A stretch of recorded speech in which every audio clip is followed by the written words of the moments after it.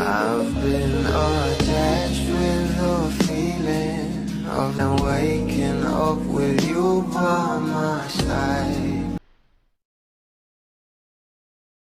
Talagang ito ang ating Donnie at Belle ay pinag-uusapan pa rin hanggang ngayon ang kanilang kaganapan sa Boracay na talagang sobrang sweet nga ng ating couple at very mag-asawa vibes. At talagang sobrang saya nga rin dito ng ating couple lalong-lalo na nga sa sorpresa na talagang ibinigay nga sa kanila ng maraming bula dito. Kagaya na lamang nitong sandcastle na talagang nagpa-picture pa nga dito itong ating couple at dahil nga rin dyan guys ay talagang pinost nga ito ng ating Donnie Pangilinan at syempre na i-repost nga rin ito ng ating Belle Mariano at ito nga rin guys sailboat na talagang meron nga rin itong tayo sa wakas ay na-post nga rin at dahil nga rin dito guys ay talagang umani pa nga ito ng maraming komento. Alam naman natin na talagang nalalapit na nga rin ang tayo sa wakas sa big screen kaya naman abangers na nga rito ang maraming bubblies lalong lalo na nga at inilabas na